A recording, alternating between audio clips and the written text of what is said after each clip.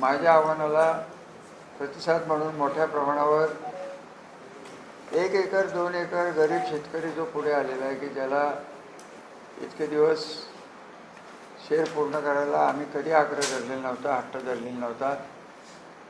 त्याची कारणं हीच होती की तुम्हाला तसदी न देता खाजगीकरण करावं, पार्टनरशिप करावी आणि ती पार्टनरशिप नीट चालवावी आणि मग तुमचा जो ऊस होता त्याच्यातनं लिंकिंगनी थोडंसं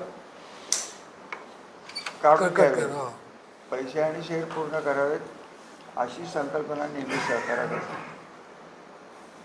मागं पुढं होत गेलं. आता कोण म्हणलं इतकं होतं तितकं होतं, ते कमी झालं, आनंद आहे. बाळासाहेब म्हणाले आता की जवळजवळ काल 20 लाख रुपये गोळा झाला. एका दिवसात. माझं त्याच्यावर समाधान नाही आहे. तुम्ही ते कॅश देतायत म्हणून ही एकच सोर्स आपल्याकडे ठेवून जमणार नाही. प्रत्येकाने, संचालकांनी, ज्या त्या दिवशी चिटबॉयनी सगळ्यांनी गावागावात फिरायला लागणार आहे, सचिवांनी फिरायला लागणार आहे आणि प्रमुख कार्यकर्ते तिथं ही लोक येतील तेव्हा तिथं बसणं गरजेचं आहे. हे तो एक मोठा सोर्स आपल्याला तयार होईल की आपण त्यांच्या दारापर्यंत जाऊन आपण शेअर गोळा करतो. ही त्याच्यामागची आयडिया आहे आणि तसं घडलेलं आहे. किसनवीर कारखान्यात आमच्याच बँकेने, जिल्हा बँकेने त्यांना 30 कोटी रुपये कर्ज दिलं. आपण तेच केलं आहे की तुम्हाला कॅश भरायचे तर कॅश भरा, तुम्हाला जर उसातनं द्यायची असेल तर कर्ज घ्या आणि तुम्हाला उसातनं जरी द्यायची नसली तरी कर्ज घेऊन 7 वर्षांनी फेडा. एवढं सगळं केल्यानंतर आज कार्यकर्त्यांचा कस इथं लागणार आहे की स्वतःच्या गावात एकही शेअर कोणाचा का असे ना.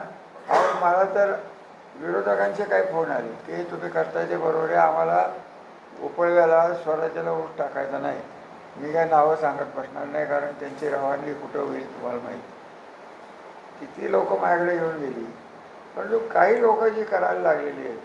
मी एक वेळ त्या माझी खासदाराचं मान्य करेन की त्यांनी एवढं मोठं भांडवल घातलं आहे, एवढं मोठं खर्च केलं आहे.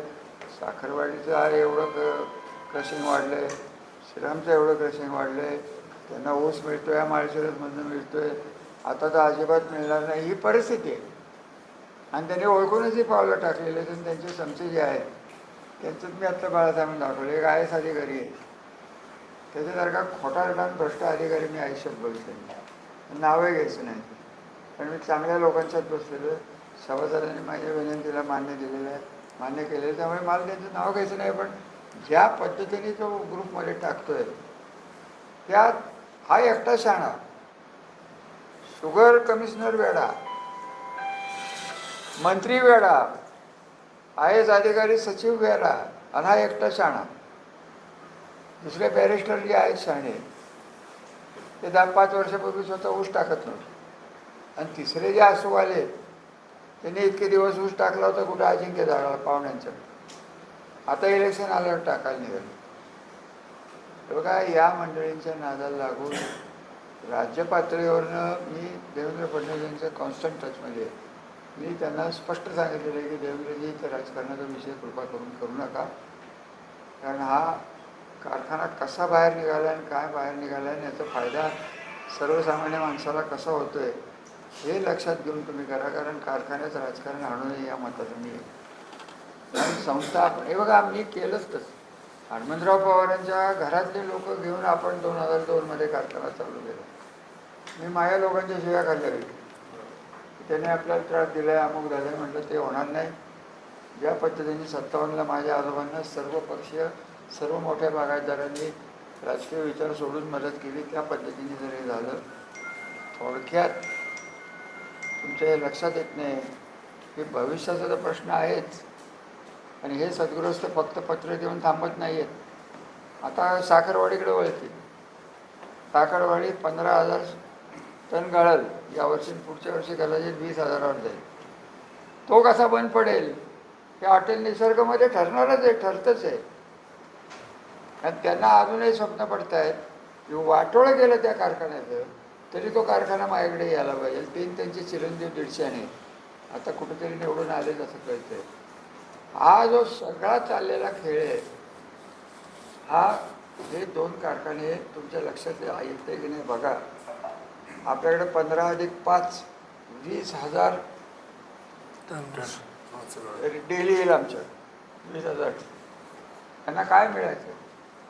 6 महिने चालला 100 150 दिवस चालला 20,000 गुणिले 100 करा म्हणजे 20 लाख आपला काय विषय. 20 लाखाच्या वर साखर कारखाना आपल्याकडे ऊसच नाही आहे. आज एवढं सगळं डोळ्याला चित्र असताना मी तुम्हाला प्रत्येक इलेक्शनमध्ये मागे सांगत होतो की हार ती आम्ही स्वीकारली. तो विषय नाही आहे, परंतु ही माणसं बरोबर नाही आहे. 30 वर्षात आपण आज हे सगळं हे करायला 2002 पासून कशा परिस्थितीनं हा कारखाना बाहेर आला आहे हे बाळासाहेब तुम्हीच मला सांगा. आपण देवेंद्र साहेबालाच जमलं तर 20 तारखेला आले आणि त्यांनी जर आपल्याला वेळ दिली तर हे सगळंच त्यांना देऊन टाकून तुम्हाला काय निर्णय घ्यायचा तो घ्या. आम्हाला सरकारकडनं 2च अपेक्षा आहेत की मेरिटवर निर्णय घ्या. आम्हाला काय दुसरं पाहिलं नाही. माझी खासदार आणि माझी खासदारी आम्ही काय बघणार नाही. आणि माझं आव्हान आहे की देवेंद्र साहेबांनी आम्हाला सांगावं की आम्हाला हे करून पाहिजे. आम्ही त्यांचं ऐकू. इतक्या चमच्याचं अजिबात ऐकणार नाही. नाही तर म्हणजे काय होईल ते होईल. इलेक्शन हिंमत असेल तर त्या विश्वास भोसलेला म्हणावं ये ना सामन्यात बघ रागायची तुला मतं पडतात. शेवट पेडे माझं तेच म्हणणं आहे. वडिलांनी तेच केलं, तुम्ही तेच करता. तुम्ही कारखाना कुठल्या प्रकारचे हक्क सांगता? तुमच्या जमिनीपासून सगळं आमच्या कुटुंबाने तुम्हाला दिलं. 57 साली 62 साली यांचे वडील आले तेव्हा तुमच्या कारखान्याचे बुलडोझर का काय त्या काळात होते ते गेले तर त्यांच्या जमिनी साफ करून दिल्या. यांनी स्वतः तालुक्यासाठी काय करायचं नाही, दुसरा करतो त्याला करून द्यायचं ते. आणि त्यात आमचं काही होऊन द्यावं, राजकारण संपतच. तर तुमचं काय? साखर कारखाना हा चालू नव्हता. साखरवाडी जेव्हा बंद होती तेव्हा काय परिस्थिती होती तुम्ही विसरला का? 400 रुपये कमीने माळेगावला ऊस टाकत होता भिकाऱ्याकडे. पाणी सगळ्यात आपल्याकडे जास्त, 80% पाणी आणलं. काय मिळालं पाणी आणून? संबंध ड्राय भागात आपल्याकडे केवळ क्षमता नाही म्हणून ड्राय भागाची लोक म्हणतात आम्हाला तोड मिळत. आता ती संपलेली. काय राहिलं काय बाळाचं? सगळं करून ठेवलेलं चक्र. साखरवाडी कशी बंद पडेल आणि श्रीराम कसे बंद पडेल याच्यावर जर कोण करणार असेल तर मी काय ते मान्य करणार नाही. आणि सर्वसामान्य माणसाला मी डायरेक्टर मंडळींचं बोलत नाही आहे. तुमची कस लागणारे हे तुमच्या गावातनं भागातनं गटातनं येणाऱ्या शेअरवर आहे. तुम्ही जर नेहमीसारखं घरात बसणार असाल तर तुम्ही बसा, मी बसणार नाही. मी ते करणार म्हणजे करणार. अजून 2-4 दिवस मी वाट बघेन. जर सोसायटी लेवलला जर यंत्रणा लागली नाही तर बाळासाहेब आपल्याला प्रत्येक गटात जाऊन स्वतः संजूबाबा तुम्ही मी तिथं जाऊन ते लोकांना बसायला लागेल. तर मी मागं पुढं बसणार नाही, बघणार नाही. पण मला हे कळतं आहे की दोन्ही कारखाने हे त्यांचा कर्जबाजारी कारखाना कर्जाच्या ह्याच्यातनं बाहेर निघावा म्हणून चाललेलं हे राजकीय षडयंत्र आहे. आणि हे राजकीय षडयंत्र देवेंद्र साहेबांनी त्याला बळी पडू नये एवढीच विनंती करण्यासाठी मी खरं एक प्रेस कॉन्फरन्स घेतली. आणि सकाळी त्यांना माझं कम्युनिकेशन हे त्यांच्याबरोबर असतं. त्यांनी तेच म्हटलं की ह्याच्यात राजकारण कृपा करून आणू नका. त्यांच्या कारखान्याला काय चाललं आहे हे बघा. आज ते आम्हाला मागतायत हे द्या आणि ते द्या. ते 150 एक म्हणते 200 रुपये पहिल्या मंत्री समितीने सांगितलं. आता इथं मंत्री समिती काय सांगते वाट बघणं. ते ही मंत्री समिती जी आहे ती ते म्हणेल ना. ॲक्शन किती वर्ष झाली हो बाळासाहेब त्याला? 5 वर्ष झाली. पहिल्या दुसरा करार केला त्याला 5 वर्ष झाली. त्यावेळेस मंत्री समितीनं माननीय आत्ताचे आपले पालकमंत्री देसाई साहेब यांनी त्यांचं मत मांडलेलं होतं आणि ते ऑनलाईन मांडलं होतं. मिटिंगला हजर नव्हते. त्यांनी लेखी मत मांडलं की श्रीराम कारखाना सक्षम झालेलं आहे, त्यामुळे चालवायला द्यायचं असेल तर 5 वर्षात द्यावा आणि नफ्यातून 200 रुपये द्यावेत, हे त्यांचं मत होतं. पण बाकी ती बॉडी 3 लोकांची होती. दोघांनी सर्व मताने निर्णय घेतला की 15 वर्षासाठी कारखाना चालवायला द्या, 200 रुपये काय. मला म्हणलं ना की यांना कसंही करून हा कारखाना ताब्यात घ्यायचं. कसंही करू तुम्ही एक कारखान्याच्या चाव्या त्यांच्या हातात दिल्या की तुमच्या संसाराच्या चाव्या या मीरा नदीत फेकून मगच तुम्हाला समाधान मिळेल. की मी म्हणेल ते तुम्हाला पटल ना पटल. तुम्हाला वाटेल रामराजांचा कारखाना जातोय, मला काय हाऊस राहिलेली नाही. हा कारखाना चालू करायला मी काय काय केले ते तुम्हाला नंतर सांगेन. मी आत्मचरित्र गेल्यावर सांगेन. आज काही मी ते बोलणार नाही. पण तो महाकष्टाने काढलेला कारखाना या 3 नालायक माणसामुळे जर सत्तेतनं जर तुम्हाला आणि ह्यांचं राजकारण काय, लोकांच्यात जाऊन ये की दरवेळेस मुख्यमंत्री आण, दरवेळेस हा मंत्री आण, एकदा तो मंत्री आण, एकदा ज्येष्ठ बंधू म्हणून अजून कोण आण. स्वतःची एमटीवरी आहे ना पुढं. मी मंत्री होतो, किती मंत्र्यांना बोलवलं फलटण तालुक्यात. एक शरद पवार आणि अजित पवार सोडलं तर एक मंत्री येत नव्हतं, बोलवतच नव्हतं. इथं दर 15 दिवसाला हळदी कुंकालाच देवेंद्र फडणवीसाला बोलवतो. ही परिस्थिती आहे कशासाठी. आणि त्याची जी स्टाईल आहे, 95 झाली. यांचे वडील कैलासवासी हिंदूराव हे जेव्हा दिल्लीला गेले तेव्हा आठसोळ्याचे फोन झाले. ते अर्थमंत्री होते. आज स्पष्टच बोलतोय मी. आठसोळ्यांनी फोन केले म्हणून स्वराज्य डेअरी निघाली. कोणाला केले फोन? नॅशनलाइज बँकेच्या चेअरमनला. मला कसं कळलं?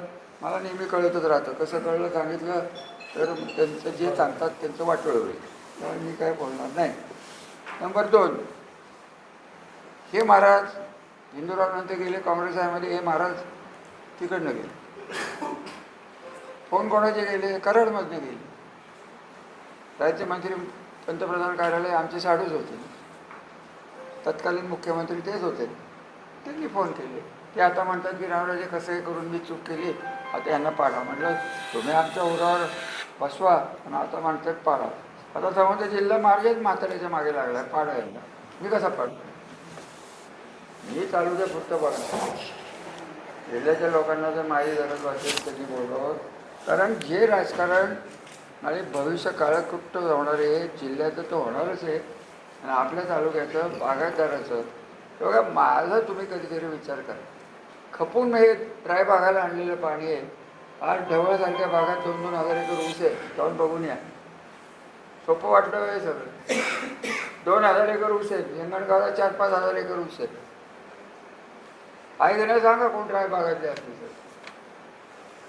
एवढं सगळं करून बागायतदाराला काहीच मिळणार नसेल आणि कोणतरी उगाच 2 गाड्या पोलिसाच्या घेऊन फिरणारा आणि त्याचे हे सगळे इथं अधिकारी जमवले. हो, हे त्याच्या पुढचं आज सांगतो. आम्ही परवा CEO त्याच्याकडे तक्रार केली. स्टेट आपलं राज्याचं कमिशन आहे ना देशाचं, त्यांचा प्रतिनिधी इथं असतो. Chief election officer. काय त्याचं नाव? चोकले. काय झालं? पारसकर गल्लीत आमच्या शाळेचा शिक्षक श्री बंडलगडे तिथं गेले होते आणि एका नागरिकाच्याकडे तो कसला फॉर्म असतो तो करत होतो. तिथे एक महाराज आले नाही माझे नेतृत्व. त्याला आई बहिणीशिवाय दिले. त्याला सांगितलं की राजांचा कुत्रा आहेस तू त्यांच्या शाळेत त्याच्यात का काम करतो? ते घाबरलं. बाहेरचं होतं. माझ्याकडे आलं. त्याच्याविरुद्ध तक्रार. यांनी पैसे खाल्ले, यांनी पैसे मागितले. हे म्हणजे मतदार यादी यांनी फेल करायचं चालवलं. कोळकीत ज्यांचे सदस्य काल रात्री मी जबाबदारीने बोलतोय, तुम्हाला फोटो दाखवेन, स्वतः ते फॉर्म भरत होते आणि वाटत होते. मतदार यादीला तरी अर्थ राहिला. प्रांतबाईंना म्हणलं तर प्रांतबाई म्हणाले मी नोटिसा काढते. हे काय ते चित्रच आहे. त्यांनी कोण आणलंय कोणाला माहिती. त्याच्या प्रांत म्हणून काम करतायत का BJPच्या कार्यकर्ते म्हणून काम करतात तू त्यांनी ठरवावं. त्यांचा करिअरचा प्रश्न आहे. मी काही त्या करिअरमध्ये पडणार नाही.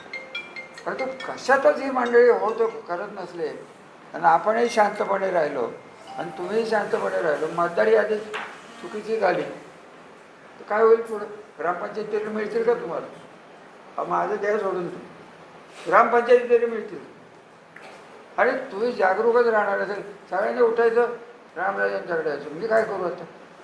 तुम्ही काय करताय मला सांगा. की वेळ अशी आली आहे की तुम्ही तुमच्या गावात न घाबरता जर पुढं जाणार असाल तर ती मतदार यादी असेल, शेअरचा बाजारा शेअरची पूर्तता असेल, हे लोकांच्या जाऊन ठामपणे सांगायला पाहिजे की झाली ही चूक झाली, आमदारकीची चूक झाली, कोणी पैसे घेतले असतील, कोणी काय केलं असेल ते झालं ते झालं. पण त्याचे परिणाम भोगायची वेळ आली ते परमनंट परिणाम होणारे. 2 कारखाने बंद पडतील, सगळं बंद पडतं.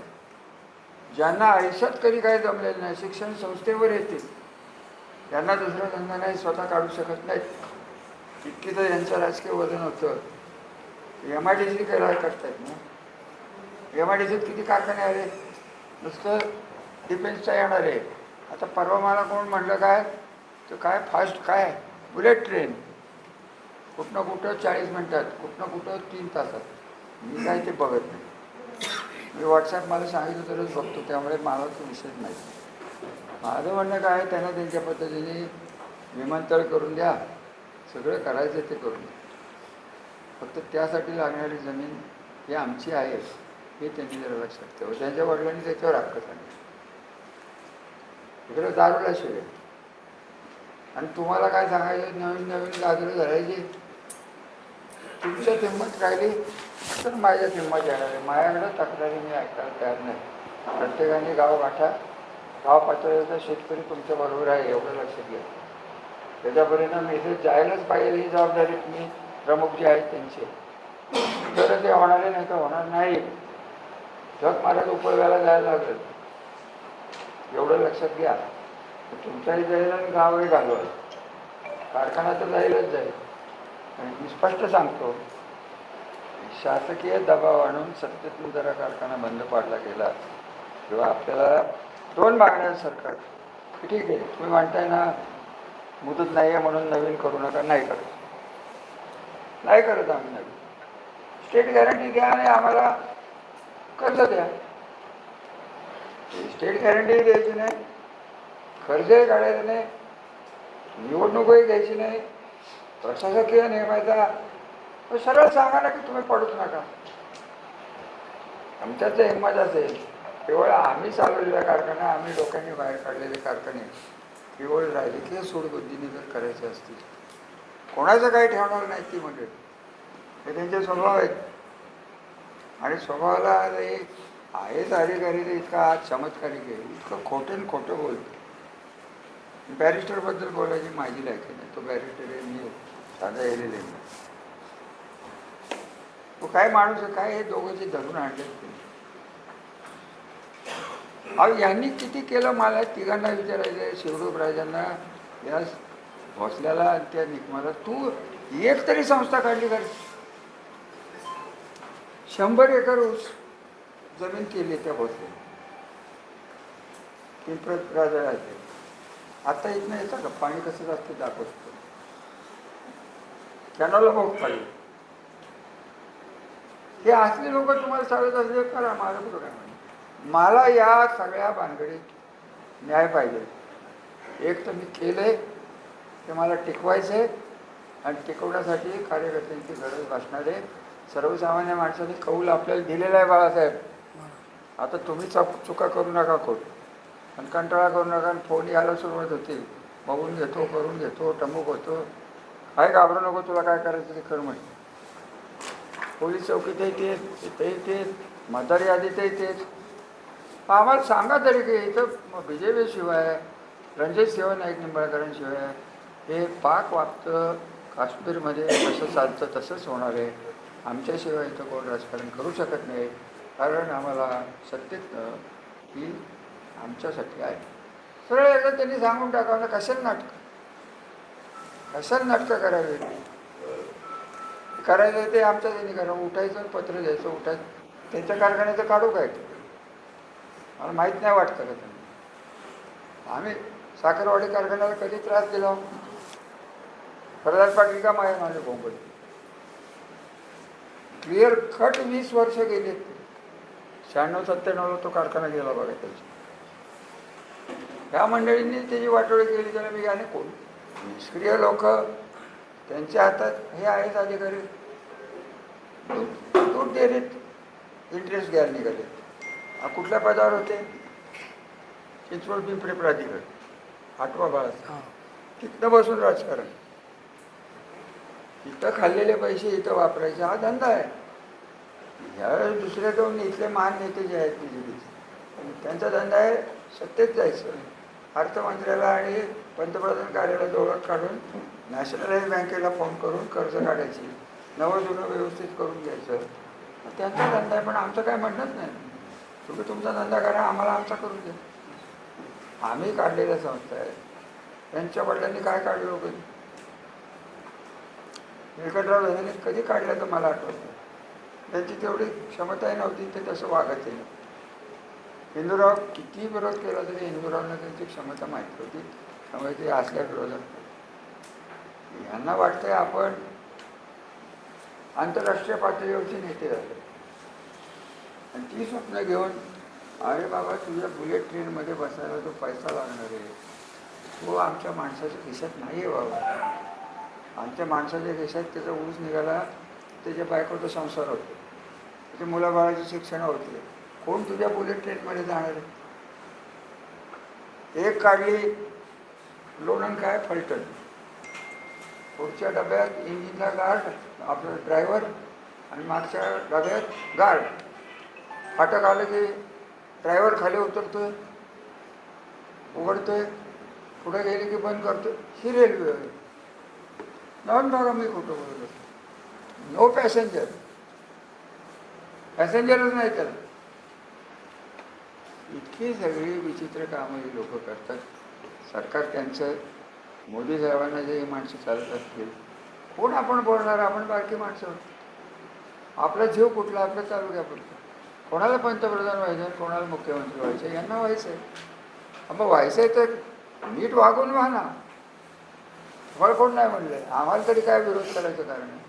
स्वतःचे कारखाने नीट चालवा, मग दुसऱ्या द्यायच्यात पोटं घालायला लावा. आणि सगळ्यात विनोद, इकडं जवाहर कारखान्याला विरोध करतात. जवाहर कारखान्यावर प्रेशर आणलंय बाळासाहेब, हा करार तोडा म्हणतो. जवाहरचे जे मालक आहेत ते सध्या BJP,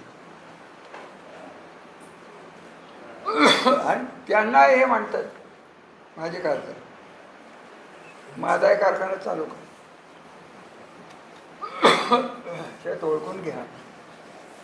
त्यांना माझी एकच विनंती आहे, विनंती हा शब्द मी जाणीवपूर्वक, त्यांना विनंती कळत नाही.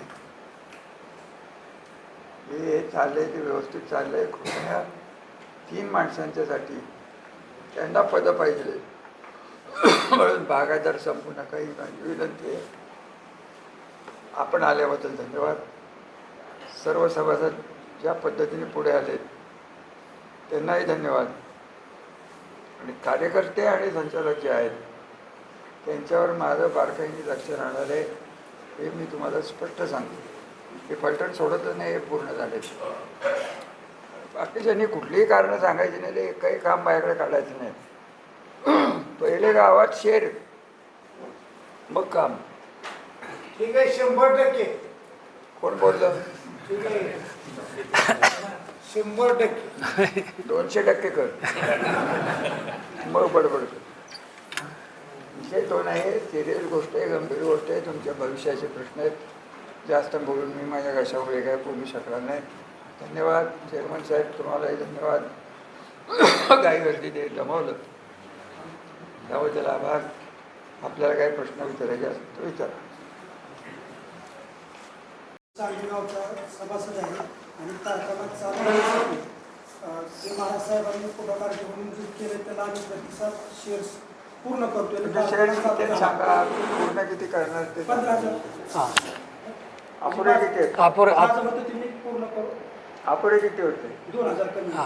बरंच आणलं होतं. 2,000 भरले आणि कळलं मी इथं आलो. कारखाना चालू होणं गरजेचं आहे. आत्ताचे चेअरमन साहेबांनी सांगितलं तसं कामगारावर सभासदावर अन्याय होईल, बंद पडला तर आपल्याला 10 वर्षे परत आपण पुढे येऊ शकत नाही. त्याच्यासाठी काही करून सगळ्यांनी सहकार्य करून कारखाना एकदम उत्तम चालवावा ही सगळ्यांनी. माझा तुम्हाला एक प्रश्न आहे. कारखाना दुर्दैवाने बंद केला गेला आणि सरकारमधनं काही आपल्याला पाठिंबा किंवा ताकद मिळत नाही. माजी खासदारांचे उद्योग चालले. हा कारखाना बंद झाला, तो उपळ्याला ऊस टाकणार कधी? नाही, ते चौरस भाव. नाही. तर जरी समजा आता महाराज साहेबांनी विचारलं कारखाना चुकून चालू नाही झाला तर मी आता उपाळ्याला ऊस दिला जाणार नाही. मी माझं दत्त इंडिया किंवा मग कुठं मिळेल ते. हां, तो पर्याय आता बोला.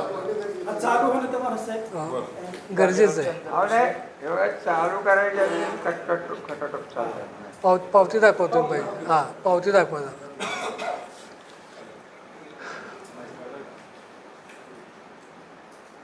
उघडून दाखव तिकडे दाखव हां तिकडे दाखव उघडून हां शेअर पूर्ण केलं पावते शेअर पूर्ण केला माझा 13,000 होता 2,000 मी पूर्ण केला आता आणि आता 15,000चा पूर्ण झाला. अजून घेता येईल का घरात?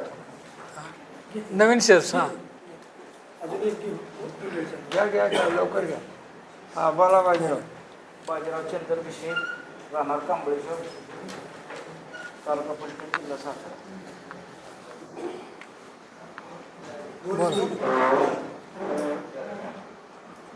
बरं प्रोफेसर कारखाना चालू झाला पाहिजे एवढीच कळकळीची विनंती. आणि बंद झाला तर मागल्या आपण 10-15 वर्ष बघितले काय परिस्थिती होईल. आणि आत्ताची जर हे सहकार जर बंद झालं तर हे खाजगीकरण लक्षात ठेवा. म्हणजे माझी सगळ्याला कळकळीची विनंती आहे. हे जर सहकार बंद पडलं तर परत तुम्हाला स्वतःलाच ऊस तोडायला लागेल आणि तिथं कारखान्यात नेऊन घालायला लागेल. त्याच्यामुळं काही झालं तर हे सहकार पहिल्यांदा वाचलं पाहिजे असं मला वाटतं. आणि माझे जे शेअर्स आहेत आता जे काही कमी पैसे आहेत ते बघणार आहे आणि लगेच भरून टाकणार आहे. चला अजून कोण बोलतोय पुढचं का? पाटील बोला की